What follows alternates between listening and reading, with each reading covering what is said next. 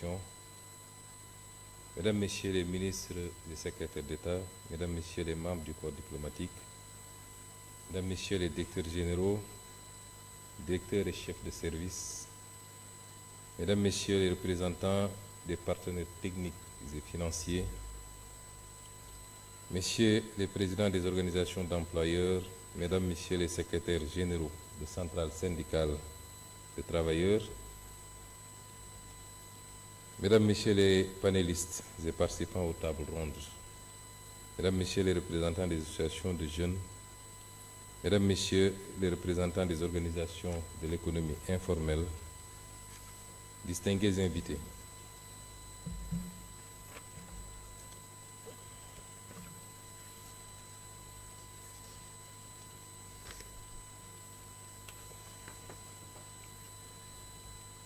Nous avons tenu, durant ces journées de réflexion collective, un dialogue social sincère et stratégique autour d'un enjeu central, qui est l'emploi, l'employabilité et l'avenir de notre jeunesse dans une économie en mutation. Dans le cadre du portefeuille de projets et programmes prioritaires de l'agenda national de transformation Sénégal 2050, deux programmes structurants traduisent notre volonté d'agir avec ambition, rigueur et méthode pour répondre à ce défi. Il s'agit du programme de la grande offensive de la formation professionnelle, du développement de l'emploi et du développement massif de la formation professionnelle duale et du programme national de promotion de l'emploi à travers la grande coalition pour l'emploi. Pour ce qui est du programme de la grande offensive de la formation professionnelle, du développement de l'emploi et du développement massif de la formation professionnelle duale, ce programme constitue l'épine dorsale de notre politique de souveraineté par le capital humain et son ambition est claire.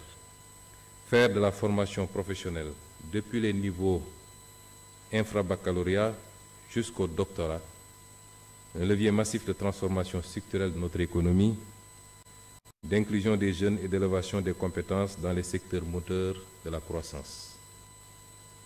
Les axes majeurs de ce programme incluent la massification de l'accès à la formation professionnelle qualifiante avec la réhabilitation et la mise à niveau d'instituts, d'écoles d'ingénieurs, de lycées techniques et de centres de formation ancrés dans nos territoires.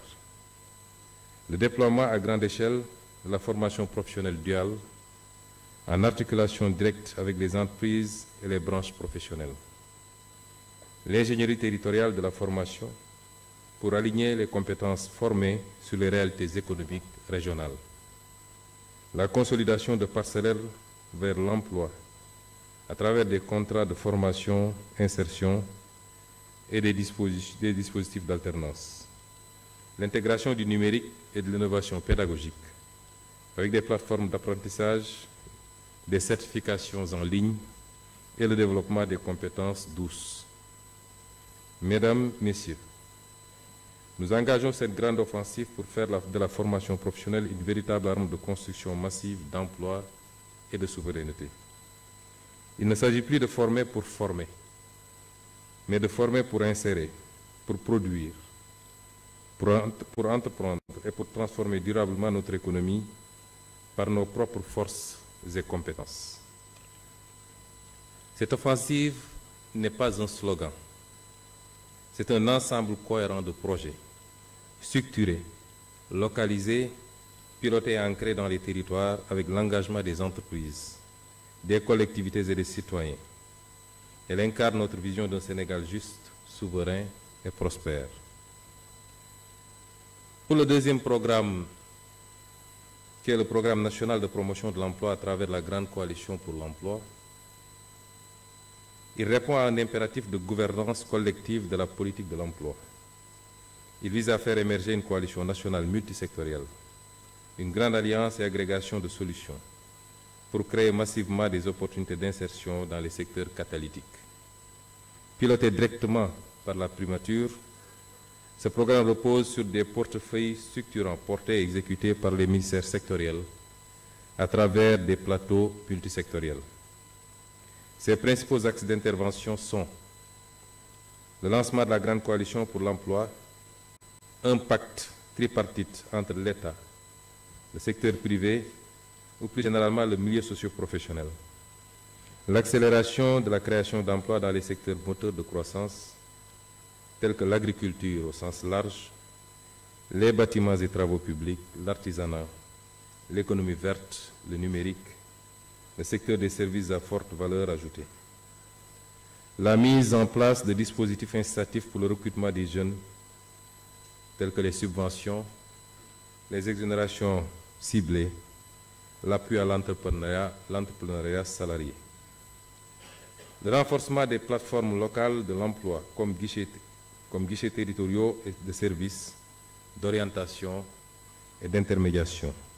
Et enfin, la création d'un observatoire national de l'impact et de la performance pour piloter avec rigueur et transparence. Mesdames et messieurs, l'emploi ne se décrète pas. Il se construit dans le dialogue, la cohérence des politiques et l'alignement des énergies.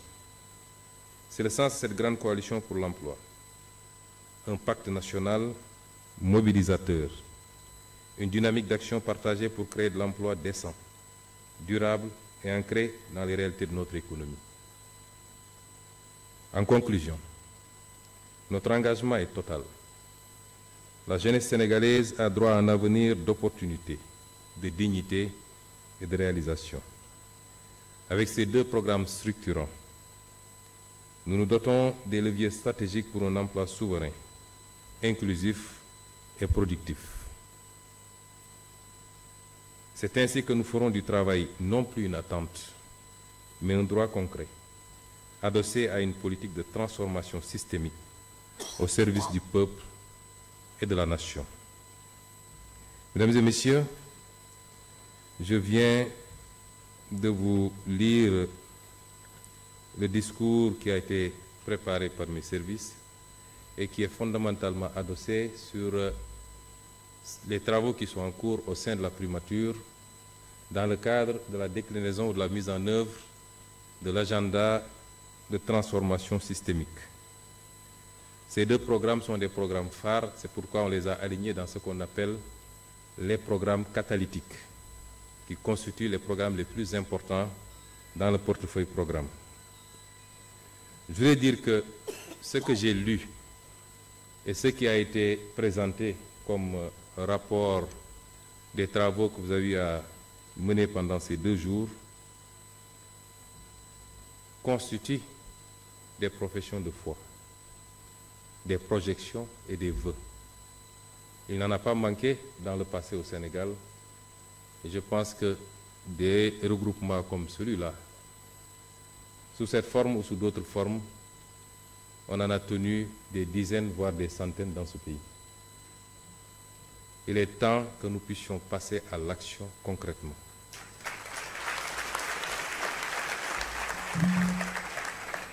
Et je voudrais rappeler à l'assistance que si on n'a toujours pas réussi à atteindre les objectifs que nous assignons, gouvernement comme partenaire, secteur privé, employeurs, syndicats et partenaires techniques et financiers, c'est parce que quelque part, nous n'avons jamais indexé les vrais problèmes.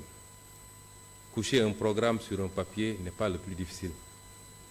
Et quelles que soient les imperfections des programmes, leur réalisation stricte aurait abouti à plus de résultats que ce qu'on a enregistré jusqu'à présent.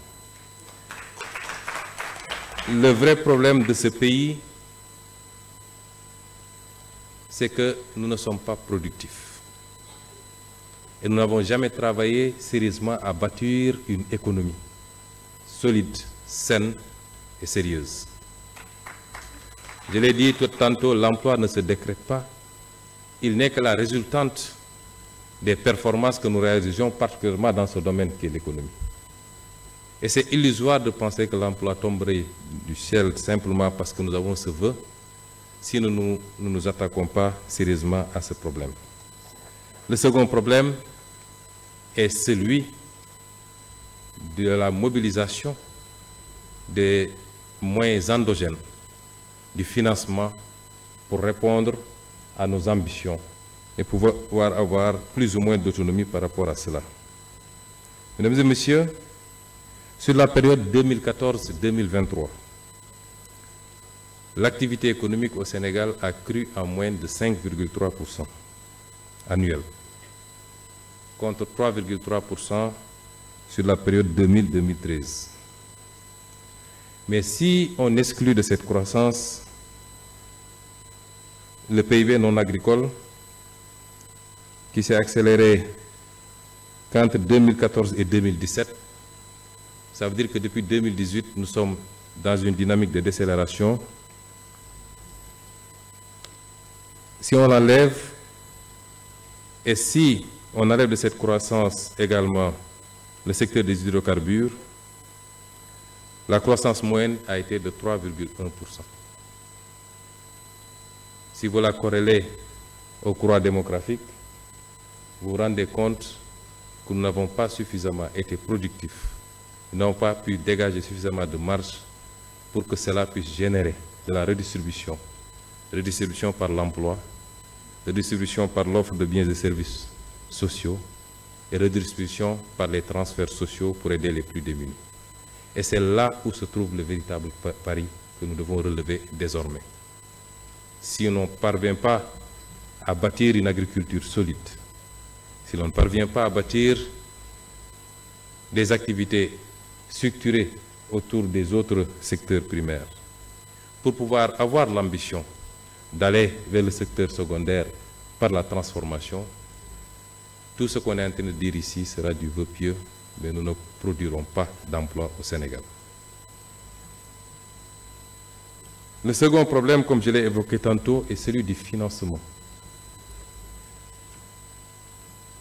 Nous sommes dans le même schéma qu'il faut aujourd'hui complètement bannir, il faut en sortir. C'est celui de notre incapacité à une correcte mobilisation des ressources internes, nous rendant dépendants et très exposés aux sources de revenus extérieures. Et pourtant, nous en avons les moyens. Nous avons les moyens d'une plus grande mobilisation des ressources endogènes. Si je prends un secteur comme le secteur minier,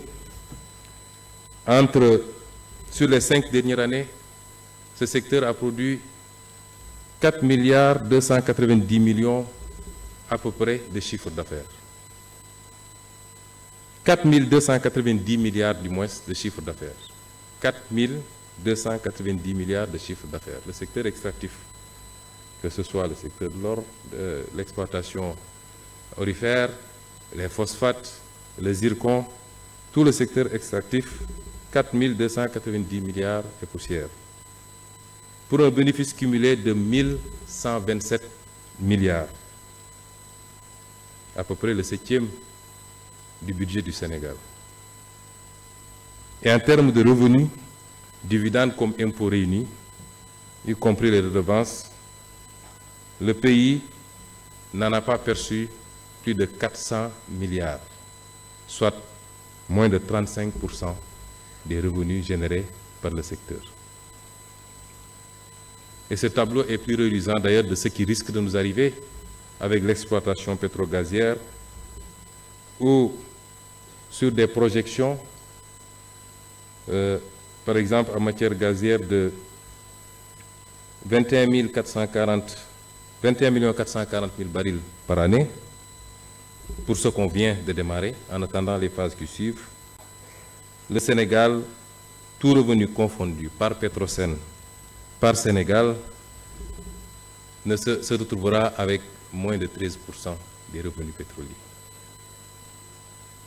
Comment voulez-vous, quand un pays peut se satisfaire de voir ses capacités endogènes à mobiliser des ressources lui échapper, comment voulez-vous qu'il ait les possibilités de financer son développement et accessoirement de créer des emplois. S'y ajoute notre faible capacité à mobiliser des ressources fiscales. J'ai entendu hier M.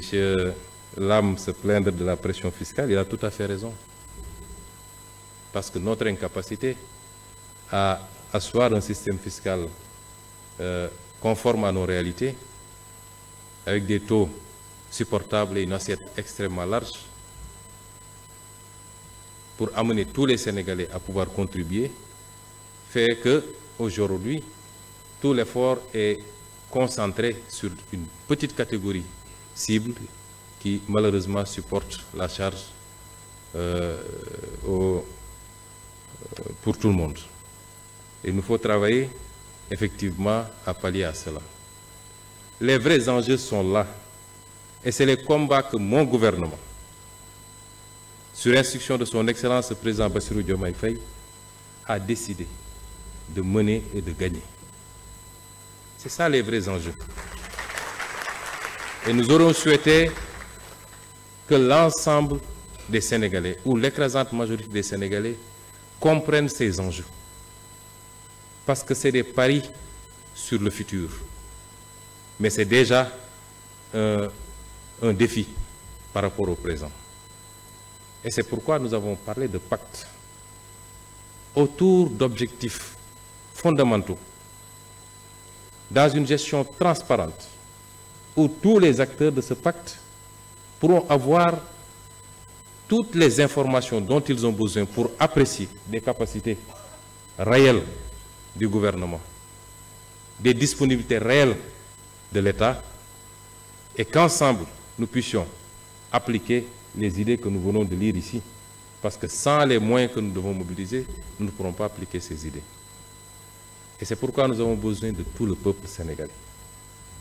Nous allons lancer des discussions pour renégocier ce qui a été mal fait et pour faire de sorte que l'essentiel des richesses de ce pays puisse profiter au pays, y compris le rapatriement des devises qui doit pouvoir servir notre balance. C'est un combat que nous ne gagnerons pas sans le soutien de tous les Sénégalais. Parce que nous le menons contre des mastodontes dont vous ne pouvez même pas imaginer les capacités. Et c'est quand on parle de sainte alliance autour des intérêts stratégiques de ce pays, c'est de cela qu'on parle. On ne parle pas d'alliance politique. Il y a un temps pour la politique et un temps pour se consacrer à l'intérêt national.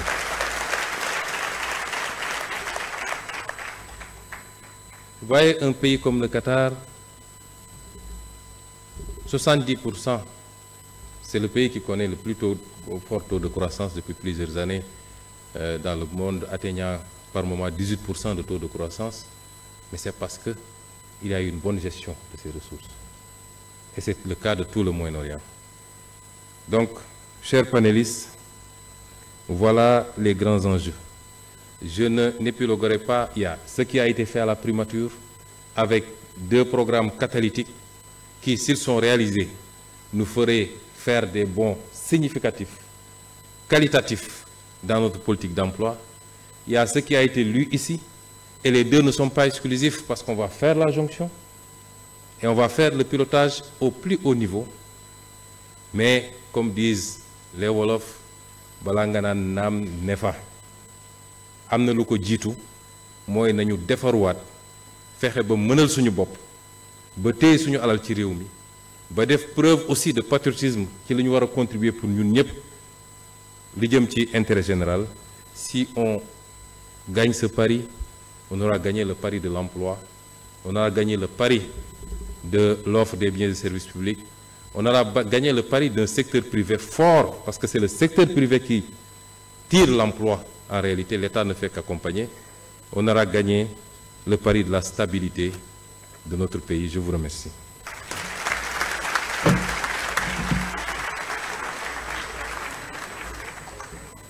Merci beaucoup, Monsieur le Premier ministre, Monsieur Ousmane Sonko.